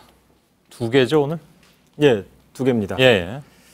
자, 바로 보겠습니다. 한 발 걸친 황교안 대통령 권한대행이 어제였죠. 대선 출마 여부에 대해서 지금은 그런 생각할 상황이 아니다 이렇게 밝혀서 출마에 대한 논란이 이어지고 있는데요. 예. 어쨌든 오늘은 군부대를 방문했습니다. 예, 지금은 아니다 이런 말을 하면서 아무튼 움직일 때마다 이게 민생 행보냐 대선 행보냐 정치 행보냐 오해를 살 것 같습니다. 그렇습니다. 어쨌든 오늘은 안보 행보입니다. 왜 그러냐? 논산훈련소, 육군의 논산훈련소를 방문했는데요. 장병들을 격려하고 이렇게 건빵도 하나씩 들었는데 한민구 국방부 장관 이렇게 얘기를 했습니다. 건빵 하나 드셔보시죠. 그랬더니 하나를 먹은 황대행이 자, 맛이 옛날 맛 여전하네 이렇게 대답을 했습니다. 맛이 여전하다는 대답, 그런데 고개를 좀 갸우뚱하게 할 수밖에 없습니다. 뭐 그럴 수밖에 없죠. 그렇습니다. 예. 왜 그러냐? 황대행은 두드러기 일종인 단마진 때문에 군 면제를 받았기 때문입니다. 사실 이게 보통 사람들은 잘 알지도 못하는 희귀병. 그렇습니다. 예. 군대에서 나오는 건빵 맛을 알 리가 없는 거죠. 물론 군대에서 부식으로 받은 건빵이 아니라 민간에서 사제 건빵 맛을 기억할 수는 있습니다. 예. 그러나 그런 뜻으로 얘기한 것 같지는 않고요. 그죠? 예, 알겠습니다. 어제 장제원 대변인하고 직접 전화로 좀 논쟁이 있었다면서요? 그렇습니다. 어제 직접 전화를 해가지고 상당히 좀 따져 물었었는데 그중에 이런 얘기도 있었습니다. 장 의원에 따르면 황교안 대행이 전화로 자 4개월짜리면 이래서는 안 된다고 생각하느냐 이렇게 따졌다는 겁니다. 어쨌든 4개월이라고 본인이 얘기를 했기 때문에 본인의 임기 4개월 탄핵이 인용된 거를 가정하고 4월 조기 대선을 기정사실화했다는 분석도 있는데요. 어쨌든 대행이면 당연히 비상시국 관리에 더 중점을 둬야 된다는 게 지금 야권의 지적인데요. 여론도 비슷합니다. 여러 언론에서도요. 황 대행의 처신이 좀 부적절하다는 비판들이 이렇게 진보 보수 가리지 않고 나오고 있는데 결국 지금만 그런 생각할 게 아니라 앞으로도 그런 생각하지 말라는 지적입니다. 다음 키워드는요? 자, 두 번째 키워드 가겠습니다. 두 손 드는 임명진이라고 정해봤는데요. 임명진 새누리당 비대위원장이요. 각종 발언으로 논란을 일으키고 있는 김진태 의원에 대해서 제어하기 어렵다고 밝혔습니다. 자, 이렇게 얘기를 했는데요. 임 위원장은 자, 본인 소신이기 때문에 제재하기 어렵다. 물론 본인이 나중에 국민들에게 평가를 받을 거라고 얘기를 했습니다. 연초만 해도 인적 청산을 굉장히 좀 강하게 몰아치면서 탈당까지 요구했던 것으로 알고 있는데. 그렇습니다. 당시의 발언을 좀 보면 지난달 12월 30일이었습니다. 무분별하고 상식에 어긋나는 지나친 언사로 국민 눈살을 찌푸리는 못난 행태를 보였던 사람들 청산 대상이다. 본인들이 잘 알 거다라고 얘기를 했는데요. 바로 촛불은 바람 불면 꺼질 거라고 얘기했던 김진태 의원을 가리킨다는 게 당시 대체적인 분석이었고 실제로 비박계를 중심으로는 이렇게 친박 팔적이라고 규정을 하기도 했습니다. 알겠습니다. 이게 친박 인적 청산은 용두사미로 끝나는 것이 아니냐라는 얘기가 그래서 나오고 있는 것 같습니다. 여기까지 하죠. 이성대 기자였습니다. 수고했습니다. 네, JTBC 뉴스룸은 지난 11월 최순실 단골 성형외과인 김영재 의원에 대한 특혜 의혹 보도를 시작으로 대통령 비선 의료진에 대해 연속 보도해드리고 있습니다. 오늘 한국기자협회는 이 보도들을 이달의 기자상에 선정했습니다. 기자협회는 JTBC가 언론 본연의 사명을 다했다고 밝혔습니다. 또 민주언론시민연합도 오늘 해당 기사를 11월의 좋은 방송 보도상으로 선정했습니다. 네, 내일도 전국 대부분 지역에서 영하권의 추위가 이어지고 낮부터는 기온이 조금 오르겠습니다. 뉴스룸 여기서 마치겠습니다. 저희들은 내일도 최선을 다하겠습니다. 여러분 고맙습니다.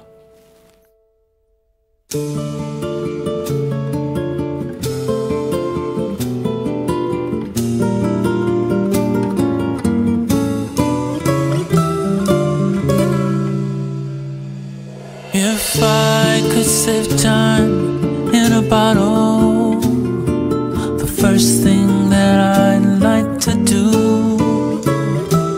is to save every day till eternity passes away, just to spend them with